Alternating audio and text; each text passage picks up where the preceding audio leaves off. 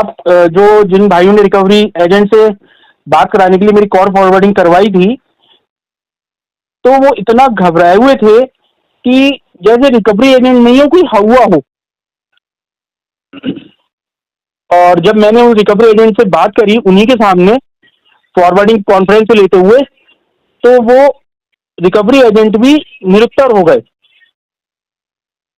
तो मैं इतना ही बताना चाहूंगा आपको इस विषय में कि रिकवरी एजेंट से इतना घबराने की जरूरत नहीं है।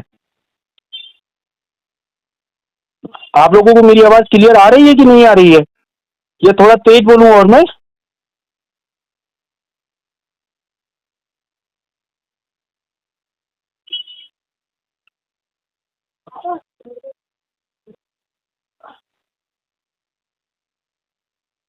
जब भी रिकवरी एजेंट का जो जो साथी नए जुड़े हैं हमारे, मैं उनके लिए विशेष संदेश ये देना चाहता हूं कि जब भी रिकवरी एजेंट का फोन आए, तो आप बिल्कुल भी एक तो घबराएं नहीं, और ना ही उनको इतना ज्यादा अपने ऊपर हावी होने दें कि वो सर पे चढ़ के नाचे हमारे।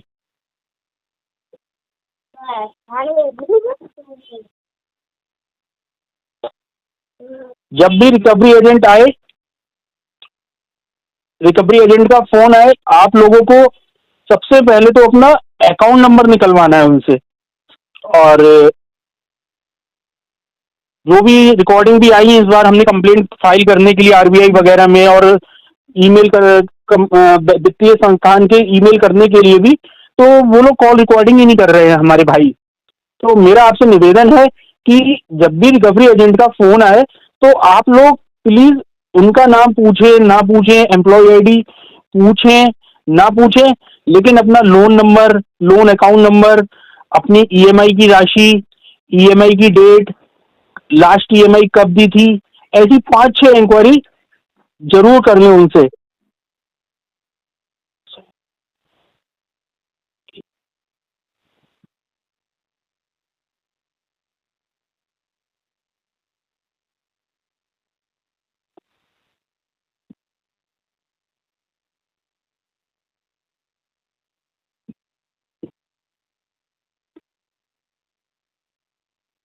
आवाज नहीं आ रही है क्या आप लोगों को मेरी? धीरे बोलिए, आपकी भी तबीयत सही रहनी चाहिए, सिर्फ वॉल्यूम टू माइंड में बढ़ाएं।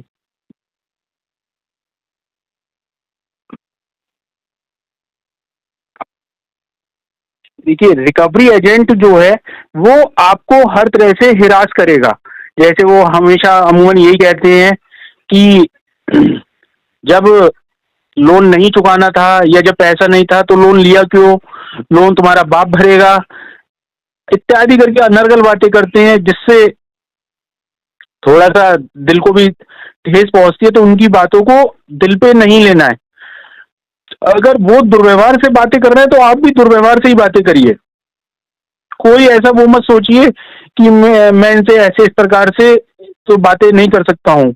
तो ये समझ लीजिए फिर ये आपके लिए नहीं है। आप जैसे भी हो लोन चुका दीजिए उसका, वित्तीय संस्थान का अपनी अपनी।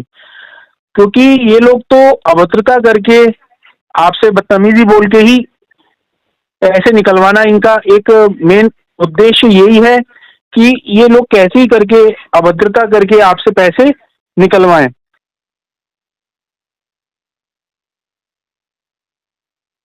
तो मैं आपको एक बहुत छोटा एग्जाम्पल देता हूँ, बहुत ज्यादा समय नहीं लेते हुए। अगर हम एक बिजनेसमैन हैं और हमने 5 लोगों को उधार माल बेच दिया। अब जब हमने पहले वाले को 5 अलग अलग लोगों को माल उधार बेच दिया है, अब अगर हम पहले वाले को फोन करते हैं और उससे तगाजा करते हैं, तगाजा तो आप लोग समझते होंगे, पैसे मांगते हैं अगर हम उससे अपने माल बेचे हुए के, और वो रिक्वेस्टली हमसे कहता है सर थोड़ा प्रॉब्लम चल रही है, मैं 2 दिन बाद पेमेंट करवा दूंगा, थोड़ी सी दिक्कत हो गई है, आज चिंता ना करें, आपके अकाउंट में पैसे पहुंच जाएंगे। आपने बात सुनी उसकी, ओके करा, टाइम दिया उसको, बात खत्म हो गई। अब आपने दूसरे व्यक्ति को फोन किया पैसे मांगने के लिए, अपना जो माल बेचा हुआ था उसको, और उसने कहा भाई इतना टाइम नहीं है जो मैं तुम्हारा पैसा दूं या चुका पाऊं, ले मिले ले लो, और मेरे पे 50 काम होते हैं, मैं इधर जा रहा हूँ उधर जा रहा हूँ, जब फुर्सत होगी कब दूंगा पैसे। आपने उसकी बात सुनी, अपनी बात जो कहना था कहा, और फोन काट दिया। अब तीसरे आदमी को जब आपने फोन किया पैसे टकाने के लिए, उसने आपको भरपेट सुनाई, भरपेट अभद्रता की आपके साथ और दुर्व्यवहार किया, और इधर उधर की अपशब्द भी इस्तेमाल किए। तो आपने उससे भी अपनी जो बात कहनी थी पैसे मांगने से संबंधित, वो आपने उससे बात कही और फोन काट दिया। अब आप मुझे ये बताएं कि आप अपने पेमेंट मांगने के लिए किसको फॉलो करेंगे, एक नंबर को, दो नंबर को, या तीन नंबर को? मेरी बात समझ गए कि नहीं समझ गए आप लोग? पहले वाले ने आपसे बहुत रिक्वेस्ट की बात की, वो आपके दबाव में आया और अपनी गलती भी मान रहा है, आपसे कह भी रहा है कि मैं एक दो दिन में पेमेंट करा दूंगा। दूसरे वाले ने कोई खास आपको तवज्जो नहीं दी, ना ही पेमेंट का कोई आश्वासन दिया आपको, और फोन काट दिया। तीसरे वाले व्यक्ति ने आपको भरपेट सुनाई, अपशब्द बोले, दुर्व्यवहार किया। तो आप किसको फॉलो अप करेंगे पेमेंट के लिए? एक नंबर को फॉलो करेंगे, दो नंबर को फॉलो करेंगे, तीन नंबर को फॉलो करेंगे?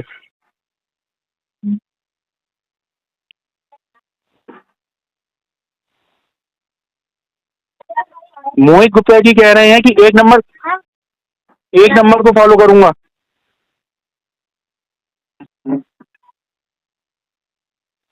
माही पांडे जी भी कह रही हैं एक नंबर को फॉलो करूंगा। कुमार साहब हैं 2022 कह रहे हैं तीन नंबर को फॉलो करूंगा। युवराज जी कह रहे हैं एक नंबर को फॉलो करूंगा। अमित हनुमान जी कह रहे हैं तीन नंबर को फॉलो करूंगा। संतोष राम जी कह रहे हैं एक नंबर को फॉलो करूंगा।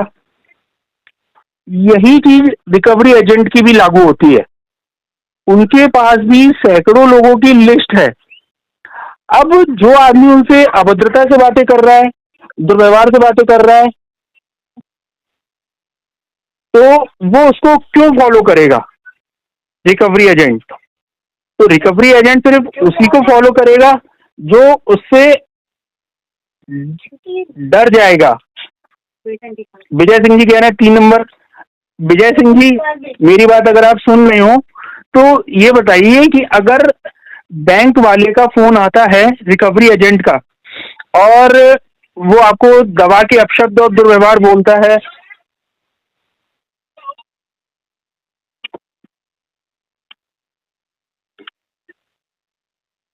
तो आप उसको क्यों फॉलो करेंगे?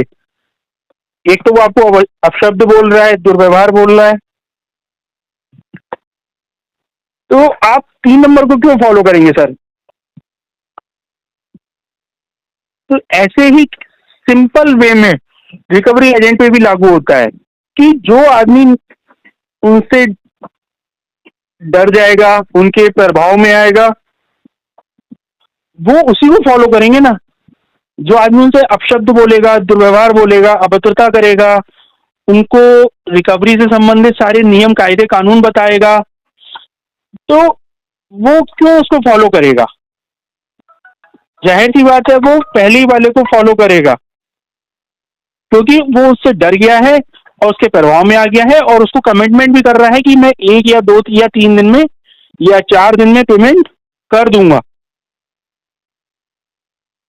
तो ये आप लोगों से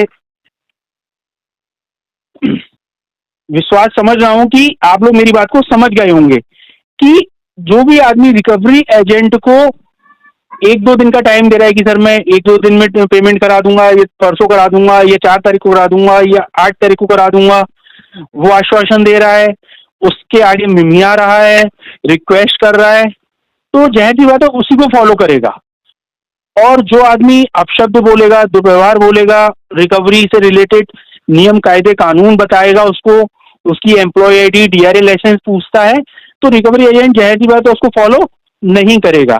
हमारे जो लास्ट वीक में 4 या 5 सदस्यों ने मुझे कॉल फॉरवर्डिंग पे बात करवाई थी, तो मैंने रिकवरी एजेंट से ऐसे ऐसे क्वेश्चन पूछे कि रिकवरी एजेंट उनका प्रश्न का जवाब ही नहीं दे पाया और उसने खुद ही फोन काट दिया।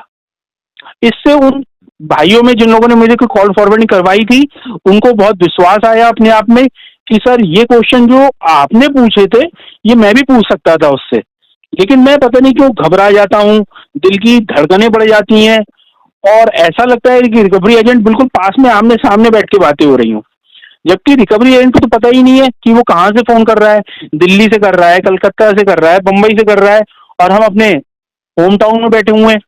तो इसलिए उससे घबराने की कोई भी आवश्यकता ही नहीं है, क्योंकि जो बंदे अभद्रता और दुर्व्यवहार बोलते हैं वो कॉल सेंटर में बैठ के बात करते हैं। जो फील्ड के बंदे होते हैं वो तो पहले ही ऑलरेडी आपसे डरे हुए होते हैं, लेकिन वो अपने आप को इतना मजबूत और इतना सशक्त दिखाते हैं कि वो आपसे डरे हुए नहीं है। अब मैं जो भाई हमारे डिफॉल्ट कर गए, सपोज उनको हम रिकवरी एजेंट बना दें और उनको एक लिस्ट थमा दे कि भाई इतने लोगों से आपको आज पैसे मांगने के घर जाना है, तो कितने लोग इतनी हिम्मत कर पाएंगे कि मैं डिफॉल्टर के घर जाऊं, दरवाजा खटखटाऊं और उसे बाहर बुला के उसकी के घर पे उसी के पड़ोसियों के आमने सामने, रिश्तेदारों के सामने, सगे संबंधियों के सामने उससे मैं अभद्रता करूं? है अब में कितने लोग ऐसे कर सकते हैं बताइए? अगर हम एक लिस्ट थमा दें 100-200 आदमियों की और ये कहें कि भैया इनसे आज आपको रिकवरी करके लाना है, तो कितने भाई हमारे कर लेंगे?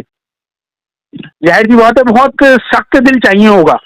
तो जो दिल हमारे अंदर है वही दिल उनके अंदर है।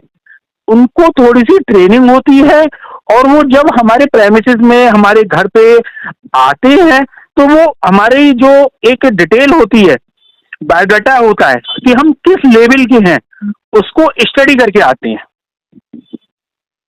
तो जो आदमी ये कहे कि मैं इस प्रकार से इनसे बात नहीं कर पाऊंगा, मैं इस लहजे में इनसे अब जैसे ये दुर्व्यवहार करना है मैं इनसे दुर्व्यवहार नहीं कर पाऊंगा, तो मैं आप लोगों से रिक्वेस्ट यही करूंगा कि जितनी जल्दी हो सके आप इनका फुल पेमेंट करके निपट जाओ, ये आपके लिए नहीं है। अगर रिकवरी एजेंट कहता है आप लोगों से कि तुम मैं अभी घर आ रहा हूं, टीम लेके आ रहा हूं, तो उससे आगे कभी भी मिमियाना नहीं है कि भैया वहां फलानी जगह पे आ जाना, कल मत आना, आज शाम को आ जाना, परसों आना। तो इस प्रकार से मिमियाना नहीं है। अगर वो आपको झाप दे रहा है ना, देख अब भी टीम लेके आता हूँ, देख देख देख तेरा टीम अभी देख तेरा तमाशा बनाता हूँ, तो उसको तुरंत बोलने का है तू भी आ जा, अपने मैनेजर को भी लेके आ और अकेले मत आइए, 8-10 को लेके आना, बांध के डालना है तुझे। तो आज तुझे पता नहीं है मेरे भाई कितने बड़े वाले हैं, मेरे अड़ोसी पड़ोसी तुझे बांध के डाल देंगे। पिछले हफ्ते भी हमने 4 रिकवरी एजेंटों को बांध के डाला है। आज देख पुलिस भी तेरे लिए तैयार खड़ी है, 112 तैयार खड़ी है तेरे लिए।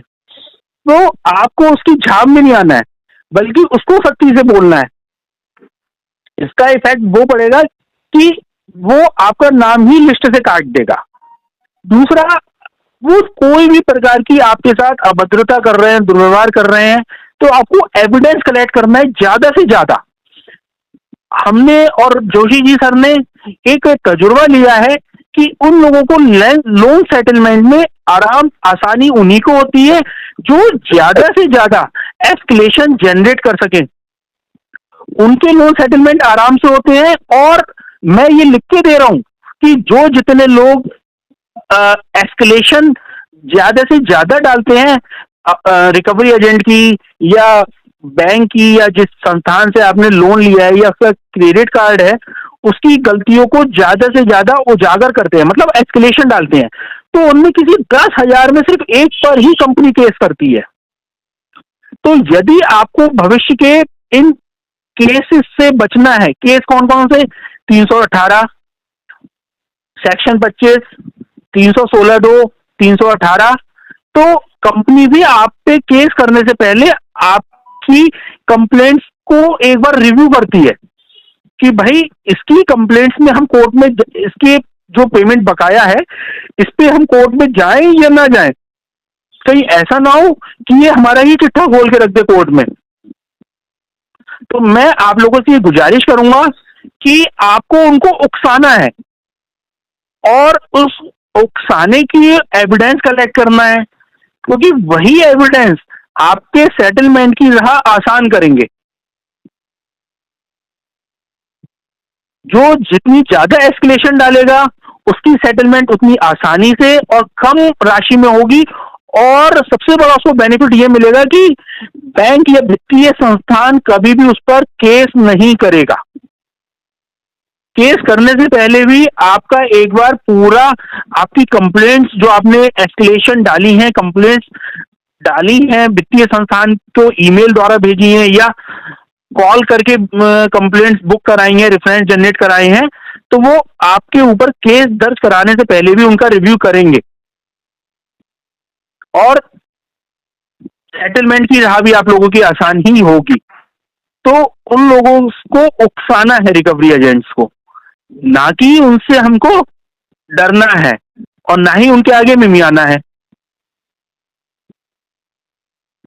उन लोगों का काम सिर्फ आपको डराना है, उनकी एक ट्रेनिंग का हिस्सा है,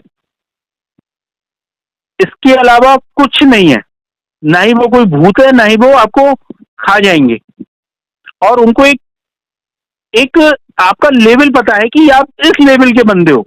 आप जो जो प्रतिक्रिया व्यक्त करते हो फोन पे जिस रिकवरी एजेंट से, वहां पर आपका सारा डाटा अपडेट होता है कि इस लोन डिफाल्टर से या क्रेडिट कार्ड होल्डर से हमारी आज ये बात हुई है और इसने ये प्रतिक्रिया दी है। अगर आप उनको अब्यूजिंग करेंगे, अब अगर वो अभद्रता कर रहे हैं तो आप भी अब्यूजिंग करें, वो दुर्व्यवहार कर रहे हैं तो आप भी अब्यूजिंग करें, वो सब चीजें आपकी दर्ज होंगी। और जब आप इसकी दर्ज होंगी और आप इसकी एस्केलेशन जनरेट करोगे तो आपको इसका एक और बड़ा बेनिफिट मैं बता रहा हूं कि आपको कॉल पे डीएनडी लग जाएगा, डू नॉट डिस्टर्ब। कंपनी आपके मोबाइल पे 60 दिन का 30 दिन का जरूर लगाएगी कि कंपनी भी समझ जाएगी कि ये बंदा नियम कायदे कानून जानता है, झाड़िया है। हमारे यूपी में बोलते हैं झाड़िया है साला बहुत। तो ये झाड़िया है, इसको नियम कायदे कानून पता है, ये ज्यादा से ज्यादा बार बार एस्केलेशन जनरेट कर रहा है, तो सिंपल सा इसका डीएनडी मारो 60 दिन का। तो 60 दिन तक आपकी ना ही कोई होम विजिट होगी और ना ही आप पे अनावश्यक असीमित कॉलें भी नहीं आएंगी।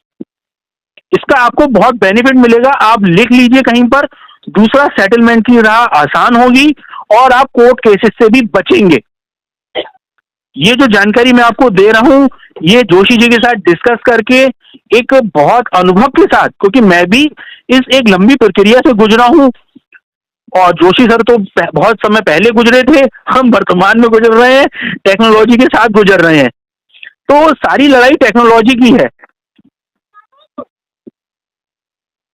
मेरी आपसे बस यही रिक्वेस्ट है, ज्यादा से ज्यादा एस्केलेशन जनरेट करें और एक्स का, ट्विटर का लाभ उठाएं। क्योंकि जो बंदा ट्विटर पे आप जब ईमेल करेंगे उस ईमेल का स्क्रीनशॉट लें, जो उनका रेफरेंस नंबर जनरेट हुआ है उसका स्क्रीनशॉट लें, सीधा सीधा बैंक के ट्विटर हैंडल पे टैग करें।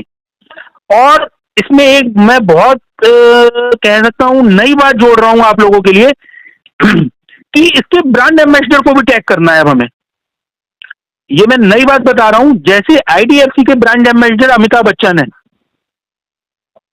ऐसी किसी बैंक का कोई क्रिकेट प्लेयर है, किसी का कोई एक्टर है या कोई एक्ट्रेस है, तो आप लोगों को ट्विटर हैंडल पे जाके, मेरी थोड़ी हिंदी अच्छी है, अंग्रेजी थोड़ी कमजोर है, तो मैं हिंदी में ही बता दे रहा हूं कि शेम ऑन, सपोज कोई एबीसी बैंक है तो shame on ABC bank. Illegal, अवैध, गैर कानूनी रूप से डरा धमकाकर वसूली पर साक्ष्यों के साथ शिकायत करने पर भी आपके द्वारा रिकवरी एजेंट का पक्षधर बनते हुए कोई कार्रवाई नहीं की जा रही है, जो कि अत्यंत दुखद विषय है और दुर्भाग्य का विषय है। आपको शर्म आनी चाहिए। Shame on ABC bank. सीधा सा उसके ब्रांड एम्बेसडर को भी टैग कीजिए।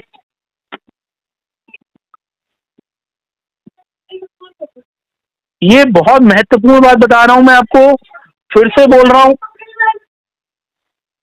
फिर से समझा रहा हूं आप कंपनी को ज्यादा से ज्यादा एस्केलेशन जनरेट करें, रिकवरी एजेंट को उकसाएं, उसे भड़काएं,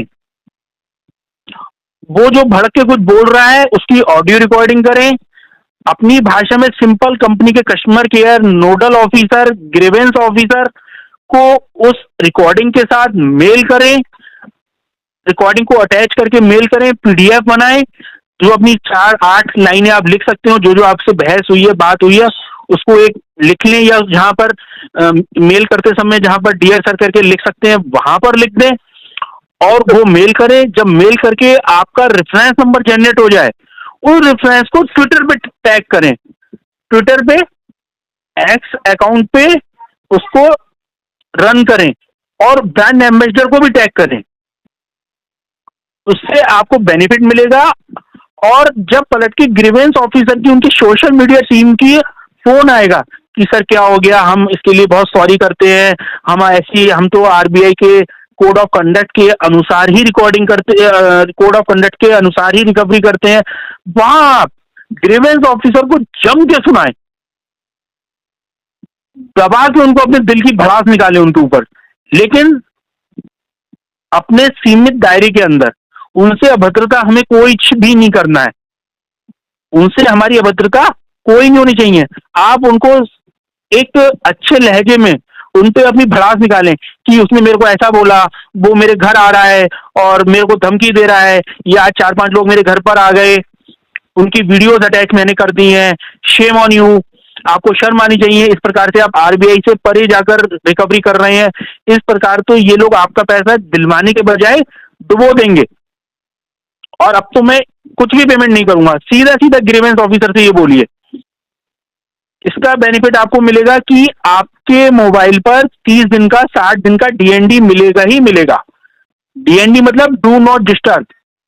और रिकवरी एजेंट की जो विजिट होती है उस पर भी आपकी पाबंदी लग जाएगी, ये मेरे अनुभव है। अब सबसे बड़ी प्रॉब्लम्स ये भी आ रही है, पिछले 8-10 दिन में जितने भी मैंने 15-20 भाइयों को इस प्रकार की जो बातें बताई, तो उनको ना ही ईमेल करना आ रहा है, ना ही वीडियो अटैच करनी आ रही है। अब जो वीडियो ज्यादा एमबी की बन गई है, अब क्योंकि ईमेल, जीमेल पर 25 एमबी से ज्यादा की शायद वीडियो नहीं जा पाती, जहां तक मैं कह रहा हूं। तो आप वीडियो को कंप्रेस करना किसी से सीखिए, क्योंकि सारी लड़ाई टेक्नोलॉजी की है। अगर हम बाबा आदम के जमाने के हिसाब से काम करेंगे तो ये लोग हमेशा हमारे सर पे चढ़ के नाचेंगे। हम लोगों को टेक्नोलॉजी के साथ चलना है। घर में बच्चे हैं 12, 15, 20, 18 साल के, उनसे आप मेल करना सीखिए, मेल अटैच करना सीखिए, रिकॉर्डिंग करना सीखिए, पीडीएफ बनाना सीखिए, और ज्यादा से ज्यादा चीजों को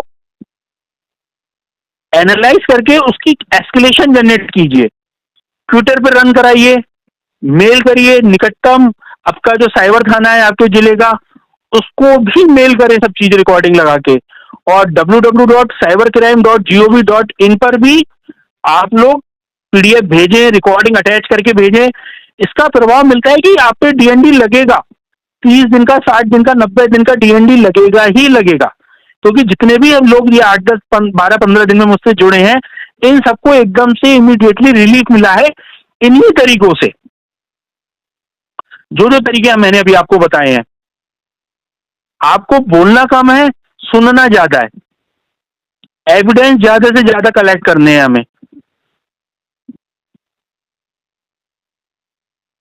ये सब क्लियर हो गया? किसी को समझ आया, नहीं आया कुछ भी?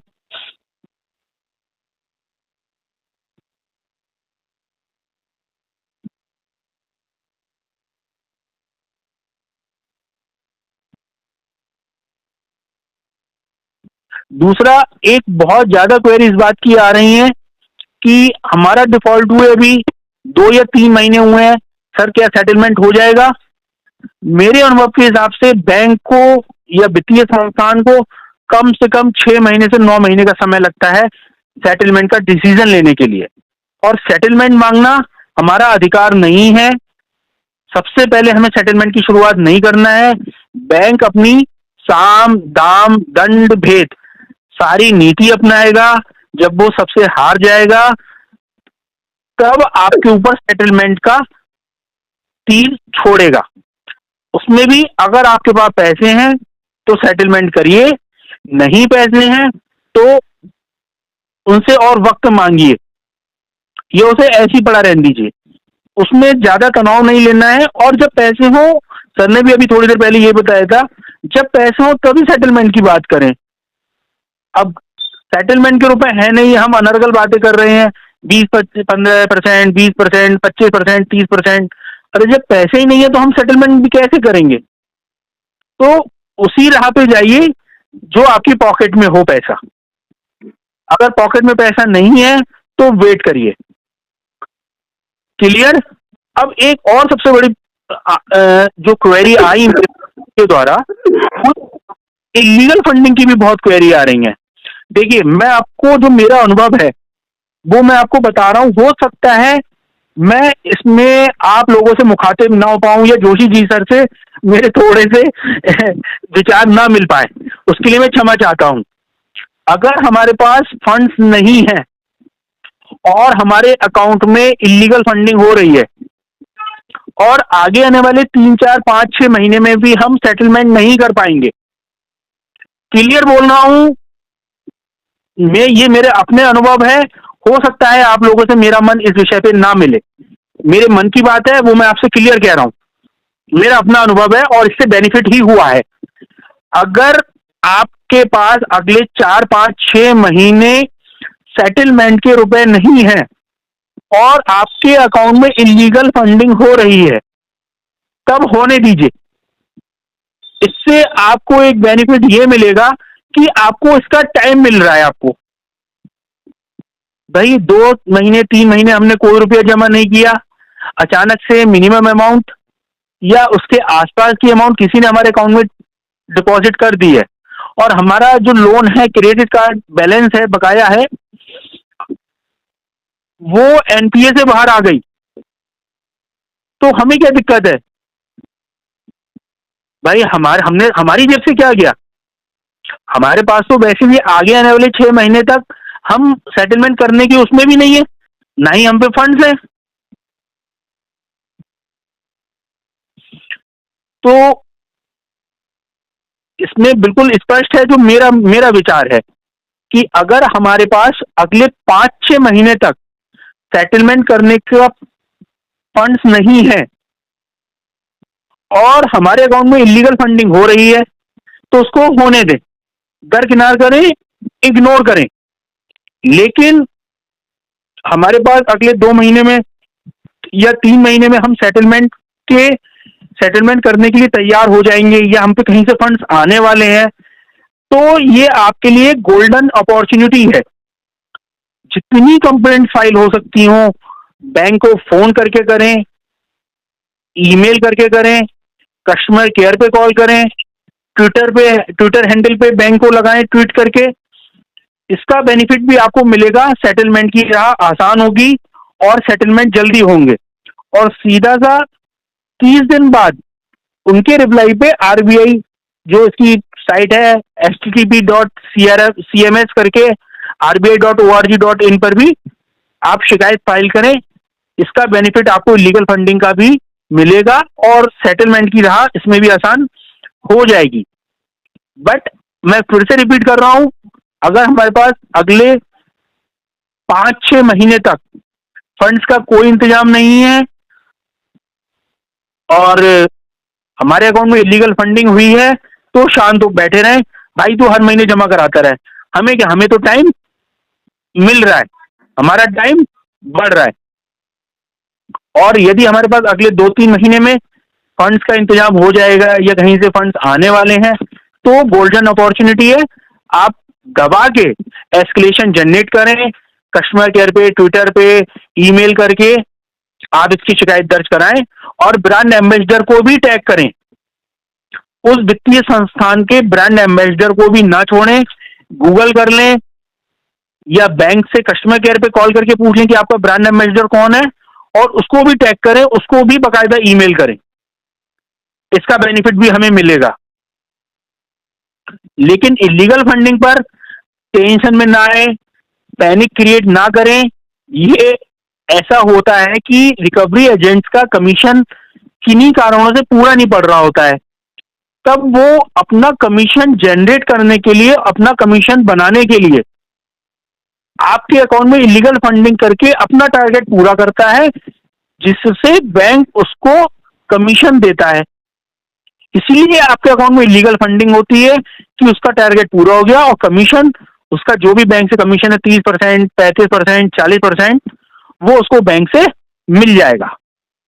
तो इलीगल फंडिंग करने में भी उसका फायदा है, और अगर हमारे पास पैसा नहीं है और हमें टाइम चाहिए बैंक से, तो हमारा भी बेनिफिट है। इसलिए इसमें इतना पैनिक ना हो कि सर इलीगल फंडिंग हो गई, मैं क्या करूं, ऐसा हो गया, वैसा हो गया, किसने जमा कर दिए। तो आराम से बैठे, समय का इंतजार करें। दूसरा, आपकी कॉलिंग में रिकवरी एजेंट के वो पुराने हथकंडे हैं कि फलाना साहब निकल गए हैं, फलाने निकल गए हैं, और हम आपके घर पे टीम लेके आ रहे हैं, लीगल टीम, हमारे रिप्रेजेंटेटिव सिंह और जो भी अजीब गरीब नाम होते हैं उनके, बड़े तगड़े तगड़े डरावने सारे टाइप के, वो लेके हम आपके घर पर आ रहे हैं। अगर वो इस टाइप का कोई भी मैसेज करे तो बिल्कुल भी परेशान ना हो, उसको रिप्लाई करें, भाई तेरे लिए ठंडा गर्म पानी तैयार रखा हुआ है, पूरी टीम के साथ आना, और वीडियो रिकॉर्डिंग में बात होगी, और स्थानीय पुलिस भी तेरे लिए तैयार खड़ी है। जो मैं हमेशा अपने वीडियोस में, अपनी ऑडियो वीडियो रिकॉर्डिंग में हमेशा अपने 5-6 लाइनें लिखता हूं कि जो जो दस्तावेज आपको साथ में लाने हैं वो जरूर लेके आए। वो आप उसको लिख दें, उसी पे व्हाट्सएप पे रिप्लाई दे दें। 10,000 में 10,000 के 10,000 मैसेज झूठे होते हैं, कोई भी ना आता है सिर्फ आपको डराने के लिए, पैनिक क्रिएट करने के लिए, आपसे पैसे जेब से निकालने के लिए। ये एक इनके ही एक व्हाट्सएप पे मैसेज भेजने की एक क्रिया है, जिससे आप लोग तनाव में ना आए।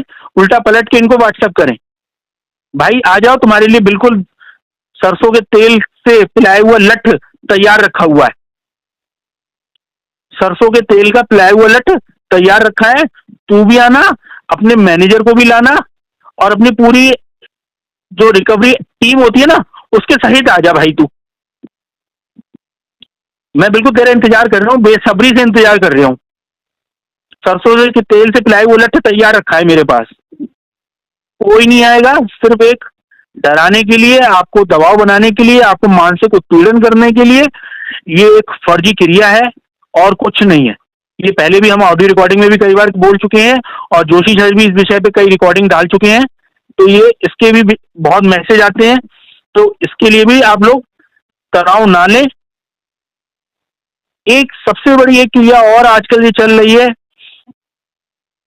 कि जो सेक्शन 25 के भी नोटिस बहुत आ रहे हैं।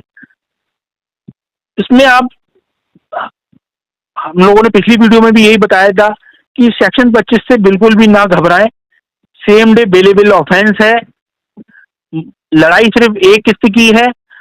हमारे भट्ट जी जो है राजकोट वाले, उन्होंने अपने वीक में, लास्ट वीक में 3 केस जो हैं जोशी जी के मार्गदर्शन में खारिज करवाए हैं। लड़ाई सिर्फ एक ईएमआई की थी।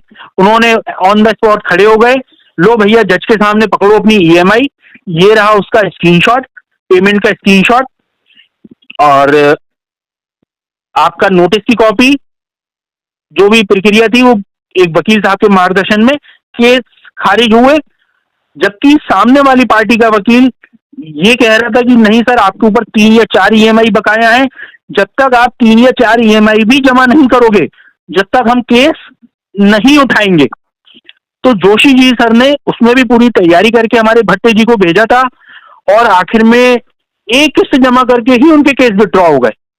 ये सिर्फ एक जोशी जी के मार्गदर्शन का नतीजा था, जो भट्टे जी तनाव से बाहर आ गए। 3-3, 4-4 मुकदमों के जो उनके गृह क्षेत्र से किलोमीटरों दूर, हजारों किलोमीटर दूर अहमदाबाद में चल रहे थे। जबकि वित्तीय संस्थान का वकील साफ साफ कह रहा था अहमदाबाद में कोर्ट में खड़ा होके कि जब तक आप बाकी की पेंडिंग इंस्टॉलमेंट जमा नहीं करेंगे, ईएमआई जमा नहीं करेंगे, हम केस नहीं उठाएंगे, केस चलते रहेंगे। इस विषय पे जोशी सर ने पूरी तैयारी करके भट्टे जी को भेजा। पूरी प्रक्रिया अपनाई गई। लड़ाई एक ईएमआई की थी, ईएमआई ऑन द स्पॉट जज साहब के सामने रख दी गई, उसके साक्ष्य रख दिए गए और केस वहीं के वहीं खत्म, रफा दफा हुए। भट्ट जी अगर मेरे को सुन रहे हो तो मेरी बात अगर गलत है तो लिखें आशु भाई आप गलत बोल रहे हो, और सही है तो लिखें कि आप सही बोल रहे हो। ये कहने का उद्देश्य सिर्फ मेरा इतना है कि आप लोग जो सेक्शन 25 के नोटिस से, 318 के केस से जो घबरा रहे हैं, वो इसमें एक माइंड ब्लोइंग, जोशी जी की जो कह सकता हूं ना माइंड ब्लोइंग हैट्रिक थी कि भट्ट जी इस तनाव से बाहर आए और उनके 2 या 3 केस एक ही 2 तारीख में प्री कॉग्निजेंस में ही ईएमआई जमा करते ही, एक ईएमआई जमा करते ही खत्म हुए। जबकि सामने वाला वित्तीय संस्थान का एडवोकेट अपनी जिद पर अड़ा हुआ था कि नहीं, केस नहीं उठाएंगे जब तक आप बैलेंस ईएमआई भी जमा नहीं करेंगे। तो मैं समझता हूं ये एक हिम्मत देने वाली चीज है जोशी जी की तरफ से भी कि अगर हम वित्तीय संस्थान, एक सेक्शन 25 का जो नोटिस होता है वो एक ईएमआई के लिए ही होता है, और अगर हम जमा करने में समर्थ हैं और ये केस भी 3 या 6 महीने बाद, 5 या 6 महीने बाद ही प्रेजेंट होता है हमारे सामने, तो हम एक किस्त जमा करके भी आफ्टर 5-6 मंथ अपने तनाव से बाहर आ सकते हैं और इस सेक्शन 25 के केस को प्री कॉग्निजेंस में ही ईएमआई जमा करने के साथ खत्म भी कर सकते हैं। सर मैं सही कह रहा हूं सर? बिल्कुल सर, बिल्कुल। और इस मैटर में एक और जजमेंट है जिसकी चर्चा मैं थोड़ी देर से करूंगा। बिल्कुल सही कह रहे हैं। तो ये सर सब आप ही के मार्गदर्शन में खुद हो पाया, और मेरी भट्ट जी से भी बात हुई थी 5-6 दिन पहले, तो वो आपकी भी बहुत मतलब ये बता रहे थे कि इतनी अच्छे तरीके से आपने डॉक्यूमेंट तैयार करके उन्हें समझाया, और उनके वकील साहब को भी भेजे अहमदाबाद, भट्टे जी के वकील साहब को। नहीं, एक्चुअली भट्टे जी ने क्या किया, भट्टे जी ने मुझे फोन पे बताया कि सर मैंने इस मैटर में वकील साहब को कहा, तो वकील साहब ने कहा इस केस पे कॉग्निजेंस हो गया है, ये खारिज नहीं होगा। अब मैंने कहा खारिज क्यों नहीं होगा, तो नहीं, वकील साहब ने कह दिया कॉग्निजेंस हो चुका है, अब तो इसकी ट्रायल चलेगी और क्रॉस एग्जामिनेशन में है। तो मैंने कहा कॉल रिकॉर्डिंग मोड पे रखिए, सही है, मैं 5 मिनट की एप्लीकेशन आपको बोलता हूँ, आप उसको टाइप करवा दीजिए। भट्ट साहब ने क्या किया, उस रिकॉर्डिंग को भेज दिया वकील साहब को, जबकि मैं रिकॉर्डिंग किसी और को भेजने को नहीं कहता हूँ। लेकिन जैसे ही उनके वकील ने एप्लीकेशन तैयार की, एप्लीकेशन को लेकर वो गए कोर्ट में और सामने वाले एडवोकेट को रिसीविंग करा, वो रिसीव नहीं करे और खुद ही केस विड्रॉल कर दिया। खुद ही पार्टी ने केस विड्रॉल कर दिया, कंपनी ने। लेकिन मैंने भट्ट जी को कहा कि रुकना यहाँ भी नहीं है। अब इस मैटर में कंपनी ने फर्जी केस किया, तो फर्जी केस के मैटर में इसमें कंप्लेंट फाइल करो, कंज्यूमर कोर्ट में भी जाओ, 20-30 लाख रुपए का कंपनसेशन डिमांड करो और उस कंपनसेशन को हासिल करके बाकी लोन निपटा दो, बाकी जितने भी है सारे निपटा। ये अधिकार सुरक्षित है। बिल्कुल सर, बिल्कुल।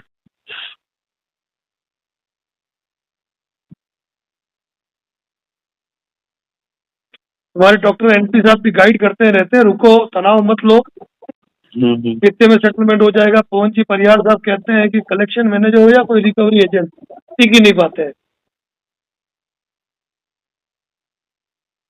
निखिल कुमार जी, पूना वाला 4 महीने हो गए, एनपीए नहीं हो रहा। एनपीए में डालना नहीं डालना कंपनी पर डिपेंड करता है। ये मान के चलो कि हो सकता है इलीगल फंडिंग हो जाए, और इलीगल फंडिंग में मैं तकल्लुफ रखता हूं, जो बातें अग्रवाल साहब ने कही अभी कि भाई आपके पास पैसा नहीं है, आपने मान लीजिए 6, 7, 8, 10, 12 ईएमआई जमा करा दी है और आपके पास अभी सेटलमेंट का पैसा नहीं, कोई इलीगल फंडिंग कर रहा है तो करता रहे, आपको तो पैसा नहीं देना है, आपका तो मूल में जमा हो रहा है, पैसा जमा हो रहा है, आपको टेंशन नहीं है।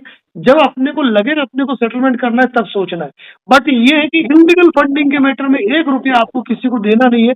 कोई एजेंट अगर राशि की डिमांड करता है तो फोन पे बात करो, तूने जमा कराया, मुझसे पूछ के जमा कराया, मेरे अकाउंट में पैसा जमा कैसे कराया, मैं कंप्लेंट फाइल करता हूँ, उसका बोलना बंद हो जाएगा।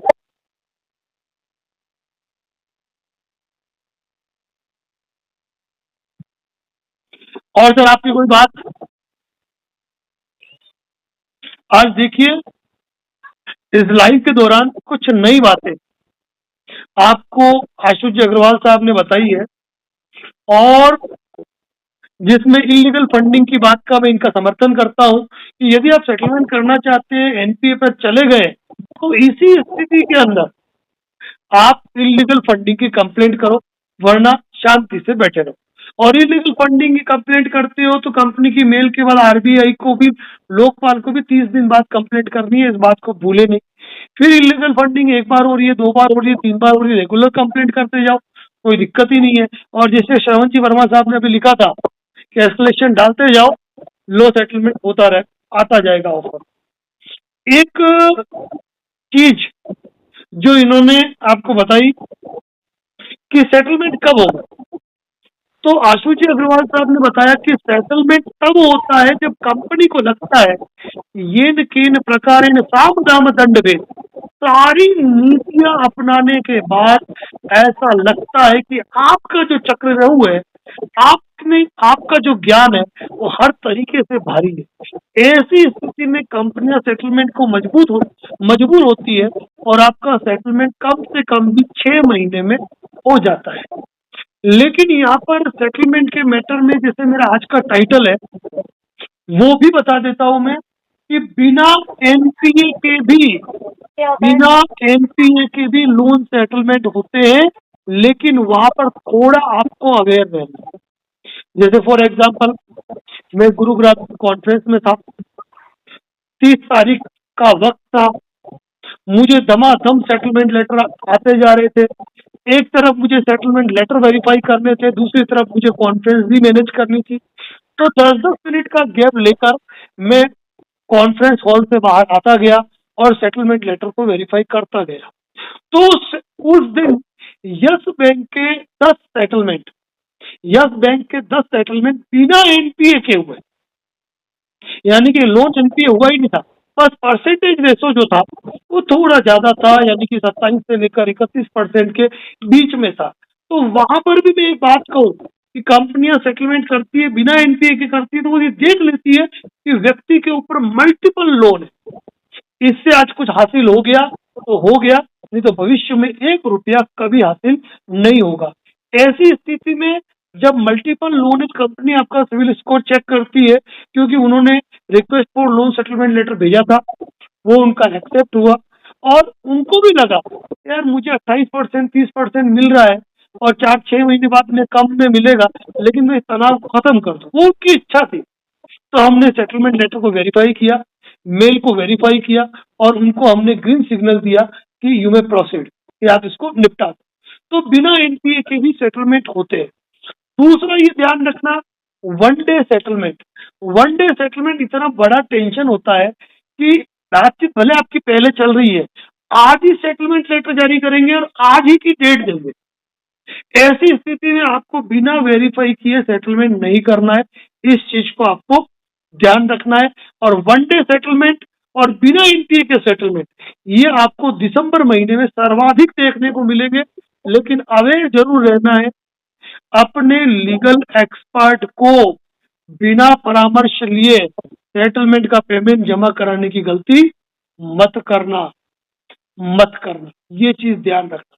और वैसे एक बात कहूंगा मैं, जिन साथियों ने, अगर वो वास्तव में लोन डिफॉल्ट संबंध में अच्छी जानकारी पाना चाहते हैं, तो लगातार हमारे कॉन्फ्रेंस की जो वीडियो पोस्ट हो रहे हैं ना, उनको जरूर देखिए। कुछ हिडन फैक्ट्स को छोड़कर ऑन कैमरा हमने सारी चीजें बताई हुई है।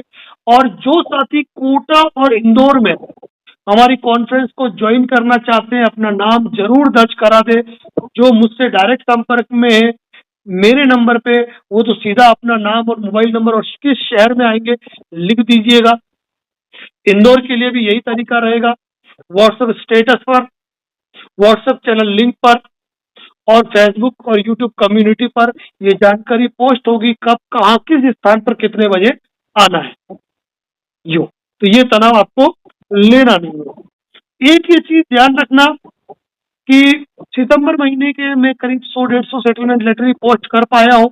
ढेरों सेटलमेंट लेटर अभी एडिट करने मुझे बाकी है, जिसमें जो रिमूव करना है मुझे बाकी है।